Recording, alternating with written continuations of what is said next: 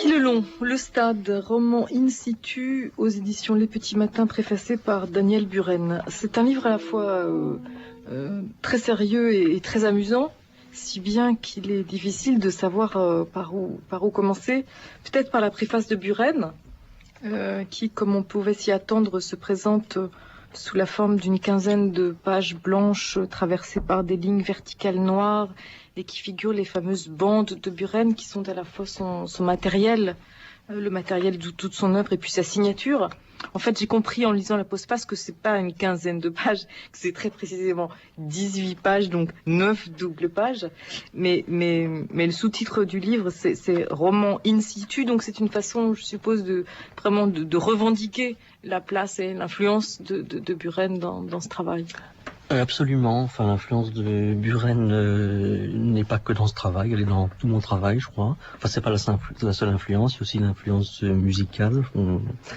Donc, on va revenir à tout ça. Voilà. Donc, pour le travail in situ, tous mes textes de fiction sont des textes que je dis parfois in situ, je ne le nomme pas toujours in situ. Là, finalement, j'ai fini par le marquer in situ. Et au sens où Buren a employé cette locution, les travaux in situ, c'est-à-dire dans le sens où une œuvre n'est pas autonome de son lieu d'accueil, mais non seulement elle n'est pas autonome de son lieu d'accueil, mais qu'elle est provoquée par son lieu d'accueil, qu'elle est même donc déduite par son lieu d'accueil. Donc, effectivement, pour rebondir d'ailleurs un peu sur certaines choses qu'a dit François Bon, sur effectivement est-ce qu'il y a encore un avenir pour la littérature en livre, c'est une question qu'on se pose tous, mais on répond comme on peut. C'est vrai que pour ma part, j'emploie une formule, je dis souvent que je décline l'écriture suivant différents contextes, c'est-à-dire qu'en effet je varie les contextes du texte, et donc ça peut être effectivement la radio, le lieu d'exposition,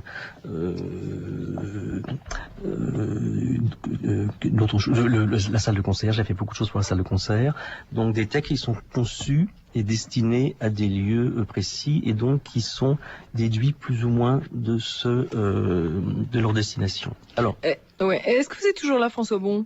Absolument, j'écoute. Est-ce que vous vous souvenez de ce livre? Ah bah. De toute façon, je pense que de ce point de vue-là, et même que ce soit numérique ou tout ça, c'est pareil. Quand un numérique texte numérique ou non, je veux dire, les mêmes textes, les mêmes auteurs passent chez tout le monde. Et quand on en repère un, on sait bien que les autres le repèrent aussi et tout ça. Donc, et ce stade, il posait plein de questions. Qui c'est ce type, d'où il sort, et qu'est-ce que c'est cette espèce d'objet? Pourquoi cette espèce de truc aussi dur qu'une photo abstraite avec une barrière en béton et tout ça, ce qu'on aime en photographie. Mais qui est très drôle quand même, hein. Ouais. Et pour moi, la question, c'était peut-être la collusion de deux univers, l'allégorie du sport qu'il y a dans le W de Pérec, et de l'autre côté, l'univers nouveau roman et Ricardo qui me terrifie en postface. Et là, il y a une distension qu'à la limite, j'aurais préféré qu'on me laisse manger mon sandwich. Et qu'est-ce que c'est ce bouquin où toutes ces symboliques, regardez, ce matin sur mon internet, les Manodou, etc. Là aussi, on est dans de la mythologie d'époque, quoi. Ah ouais, mais donc, pour ce que j'en ai compris, j'ai compris, ça fait des années que vous écrivez ce livre. C'est un projet très, très, très ambitieux. J'ai commencé à réfléchir en 85. Et j'ai commencé à écrire en 96. La question que je me suis posée, en fait, c'est, puisque je voulais écrire pour le livre, je me suis demandé, donc, c'est quoi un roman? Enfin, c'est une question, moi je pose toujours des questions basiques, hein, donc, Flaubert disait qu'il fallait saper les bases, donc je crois que c'est un petit peu ça quand même que je fais. Et donc, l'idée, c'est qu'un roman, c'est une fiction suffisamment ample pour remplir entièrement un livre. Donc, c'est une définition très simple, vraiment un peu plus simple, mais à partir du moment où on travaille de façon in situ, cette question va se décliner autrement, va se dire de la façon suivante: quelle fiction peut-on finalement déduire du volume du livre? Et c'est ce que j'ai fait dans ce travail. Donc le livre, au fond, il est déduit des propriétés du livre. Il est déduit des propriétés du livre. C'est-à-dire que le stade, qui est un bâtiment, a pour maquette le livre ouvert à un certain endroit, à 60 degrés. Donc le plan est figuré par un diagramme et et les deux côtés font les deux. Vous allez beaucoup trop vite là, parce que si on commence par votre postface, oui. c'est une possibilité de commencer au fond le livre pour s'aider un peu dans cet objet un peu dur, comme dit François Bon. Alors vous dites, j'ai fait 3 découvertes. La première, c'est le nouveau roman. Non, donc dans ce livre, il y a effectivement. Alors, ça me paraît une façon d'entrer, si vous voulez. Le nouveau roman est indéniablement quelque chose qui m'a marqué, mais Pérec aussi. Je ne cite pas W dans le. Non, vous citez la vie mode d'emploi. Oui, il n'y a pas de référence à W, même si effectivement on peut y penser. Je crois que c'est quand même très différent de W. Donc effectivement, le nouveau roman m'a beaucoup intéressé. Moi, je pense que ça se voit au niveau des descriptions, etc. La réflexivité, évidemment, mais en fait, c'est pas que le nouveau roman, c'est toute une continuité qui va de Flaubert, Mallarmé, le nouveau roman, Oulipo, Kafka, c'est toute cette génération, en fait, tout ce siècle d'écrivains, disons, Mallarmé beaucoup quand même, hein, presque plus Mallarmé que le nouveau roman, au fond, hein. Je pense que on m'a dit récemment que j'avais radicalisé Mallarmé, donc je ne dirais pas qui c'est, mais en tout cas, je pense que la question du volume du livre vient pas du tout du nouveau roman, donc mais vient de Mallarmé. Donc le nouveau roman, Buren, et puis la musique spectrale, c'est ça que vous dites au fond de vos 3... Voilà, alors Buren c'est par rapport au site, donc... le stade, quand je dis roman in situ, ce n'est pas le projet du livre, c'est son genre d'un certain point de vue. Un peu comme une installation est un genre par rapport à un tableau, si vous voulez. C'est que l'idée, c'est qu'effectivement, il y a un type de travail qui fait qu'on ne peut pas désolidariser le texte produit du lieu dans lequel il est, et donc du volume du livre qui produit une part de la fiction. Et l'autre grande découverte, en effet, c'est la musique dite spectrale. Qu'on a entendue tout au long de cette émission. Tout au long, je ne suis pas certain. Bon, à l'instant, oui, c'était le début des espaces acoustiques de Griset. Et donc, les Buren, comme les spectros, se sont posés des questions de base, hein, parce que Buren s'est posé: qu'est-ce qu'exposer? Qu'est-ce qu'un atelier? Pourquoi peindre dans un atelier si on expose dans un musée qui n'a pas le même éclairage? Pourquoi exposer dans un lieu fermé, pas dans la rue? Donc des questions vraiment de base. Et les spectros se sont posés, Gérard Griset notamment, s'est posé des questions de base. C'est-à-dire, qu'est-ce qu'un son? Pourquoi est-ce qu'on ne peut pas intégrer tous les sons? Pourquoi un son, est-ce qu'on doit l'écouter pour ses propriétés physico-acoustiques ou ses références culturelles? Pourquoi est-ce que la plupart des systèmes musicaux ne peuvent pas intégrer tous les sons, etc. Et donc, tous les deux, sur ces questions de base, moi je n'ai pas posé des questions, je ne prétends pas du tout avoir fait la même chose, mais en tout cas, j'ai été très intéressé par les résultats qu'ils ont donnés à ces questions. Et la question de Buren, c'est évidemment la question du lieu qui produit l'œuvre, et ça c'est un principe que j'ai adopté. Et la question, l'une des réponses des spectros, c'est le morphing, d'un certain point de vue, c'est-à-dire la transformation continue sur différents aspects des propriétés sonores, fait qu'on passe de façon continue, une sorte de flux continu, mais que les caractéristiques du son changent tout le temps. On va passer de la mélodie au bruit, etc. Et ça, c'est une chose que j'ai adoptée, parce qu'en effet, la plupart de mes textes se présentent de façon en transformation continue. D'accord, donc une écriture en transformation continue. Et juste pour dire que votre texte raconte les aventures d'un athlète qui s'entraîne pour 4 épreuves dans un stade désert, sans savoir comment enchaîner les épreuves, s'il verra les concurrents, s'il y a ou non une procédure d'isolement, sur quels critères il sera jugé, etc. Et puis peu à peu, il assiste à une série de transformations mystérieuses du stade. Voilà. Et donc le dernier chapitre, c'est la totalité des hypothèses qui peuvent expliquer pourquoi le stade Mais ce qu'il faut que je dise du projet... On peut raconter les choses comme ça. Si, bien sûr, tout à fait. Ouais. C'est au niveau de la fiction, parce qu'il y a quand même une fiction qui se poursuit tout au bout. Il y a quand même une énigme. Il y a une fiction linéaire, qui est beaucoup plus linéaire que dans le nouveau roman. Assez linéaire. Comme. Il y a des petites coupes, mais c'est beaucoup plus linéaire que le nouveau roman. Il y a vraiment un début, etc. Il y a ça bascule. C'est plus borgésien de ce point de vue, je trouve, que néo-romanesque. Alors, il faut quand même donner le projet général du livre. Le projet général du livre, c'est quoi? C'est que chaque chapitre, c'est d'écrire un roman dont on donne le processus, c'est-à-dire que chaque chapitre correspond à une phase d'élaboration d'un roman. Donc, il y a 4 stades, en fait, et c'est pour ça qu'en effet, le fait que ça se passe dans un stade est déduit de ce projet. Donc, il y a le concept, le scénario, l'écriture et l'édition. Donc, ils vont donner établissement, entraînement, athlétisme et rétablissement. Donc, on a 4... voilà, c'est ce projet. Alors, ce projet est à la fois dans la transformation continue, parce qu'en effet, on passe progressivement, pour revenir à la musique spectrale, on passe progressivement du concept au scénario. Le deuxième chapitre est une nouvelle ou une écriture relativement plate. Puis dans le chapitre athlétique, il y a des tours de force d'écriture, parce que on passe donc on n'est plus dans le scénario, on n'est plus dans l'écriture, mais l'écriture varie sur ses différentes propriétés. C'est-à-dire qu'il y a d'abord un travail de syntaxe, puis de rythme, puis de sonorité. Bon, la sonorité, d'ailleurs, il y a une contrainte oulipienne, ça c'est vrai, il y a un dipogramme en R à un moment donné, donc qui n'est pas du tout du nouveau roman non plus. Mais l'idée, c'est que le flux textuel va se modifier physiquement. Enfin, je pense qu'au niveau de la sensation, parce que je tiens beaucoup à la perception, à ce que le lecteur puisse percevoir les règles qui sont, c'est pas crypté, disons, que l'effet textuel, l'effet sensible s'entendent à la lecture. Bon, et à la fin, ça passe dans un graphisme, c'est-à-dire que les pavés textes sont dessinés. Je vais pas dire l'énigme, parce qu'il y a quand même une solution quand même à toutes ces histoires. Bon. Et alors, cela dit, moi, je m'intéresse assez peu au sport, ou même voire pas du tout. Et donc, ça m'a beaucoup intéressé d'écrire sur le sport, comme ça, j'étais au moins certain de ne pas exprimer mon moi profond. Et donc, j'ai dû beaucoup me documenter. Et je pense qu'il y a la contradiction entre ce système assez sophistiqué et un sujet... Relativement sophistiqué, oui. Le sujet ? Non, la construction, oui, ça je le revendique.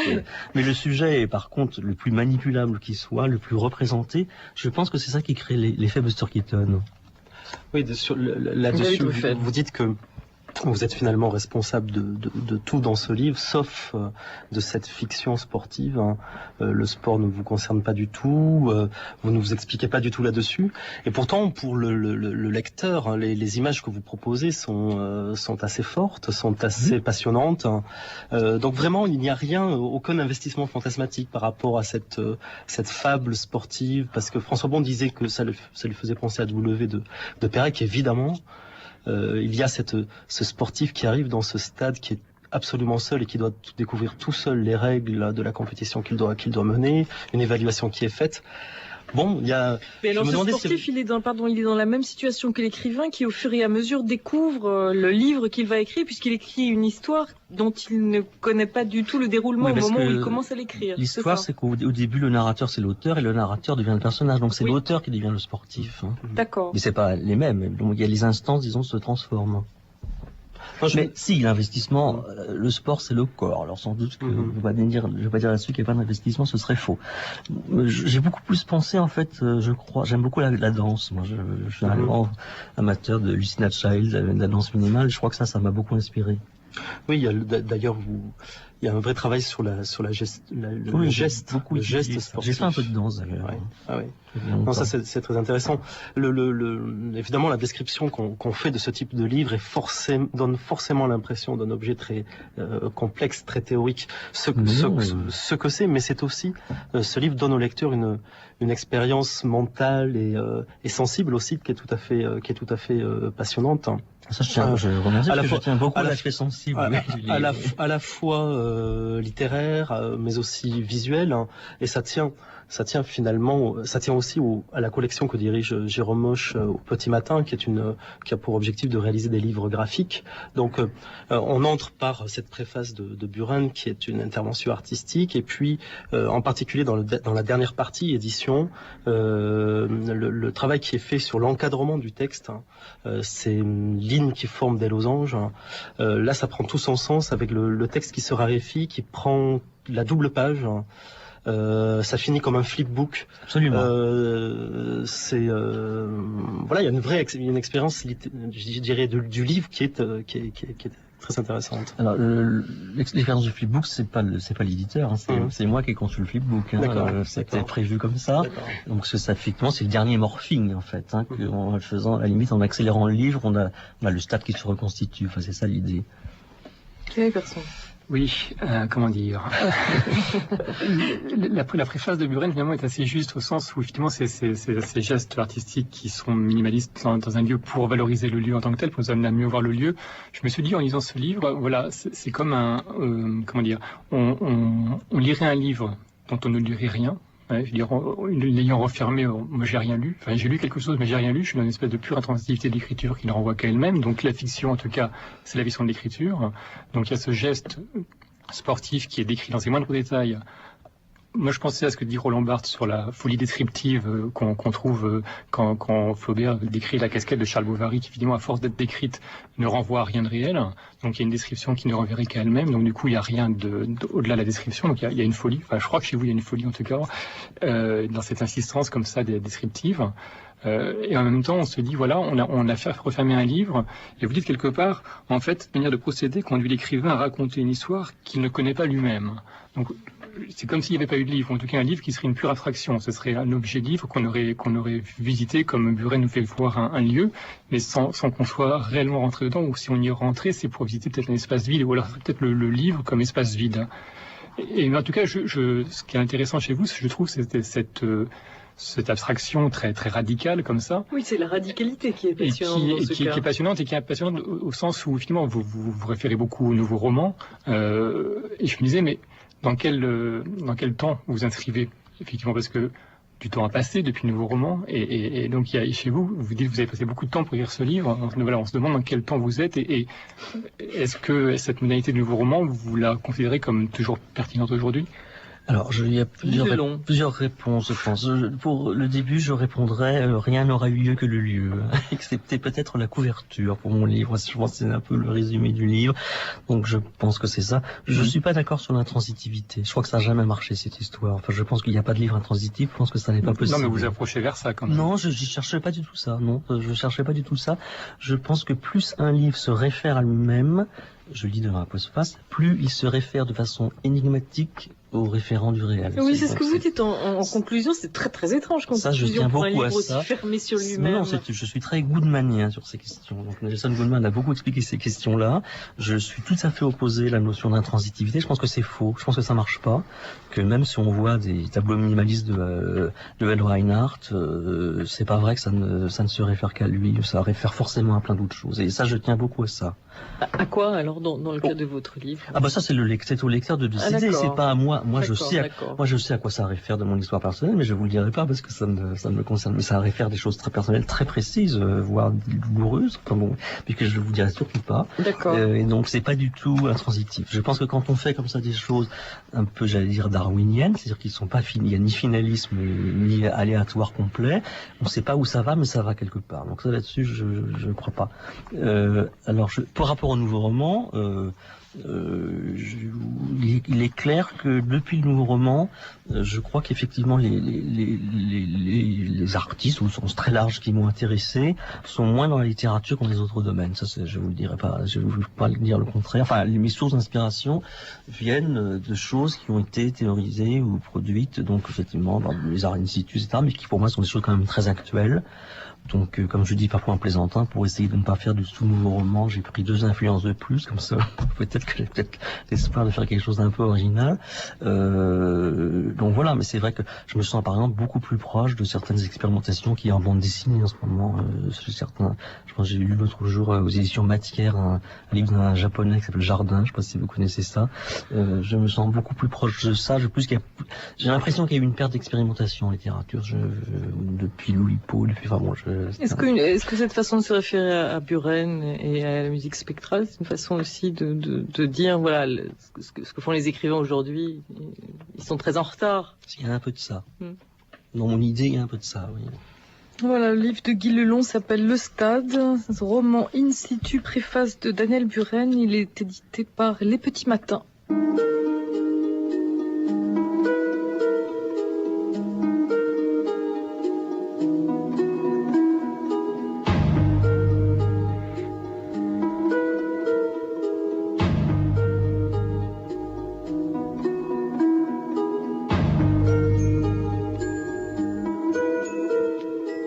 On a parlé aujourd'hui de L'incendie du Hilton de François Bon qui est publié aux éditions Albin Michel, du Stade, roman in situ de Guy Lelon qui est publié au Petit Matin et des Carcasses de Raymond Federman qui est publié aux éditions Léo Cher dans la collection L'Aurélie. Et on a signalé la reprise de La fourrure de ma tante Rachel, toujours aux éditions Léo Cher et toujours dans la collection L'Aurélie.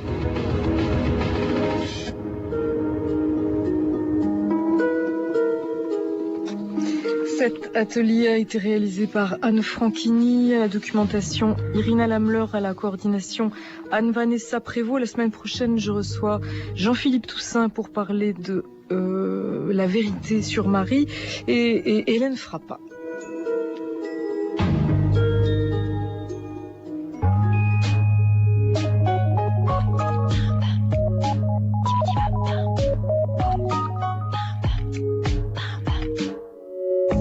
France Culture, vos rendez-vous 18h10, les retours du dimanche par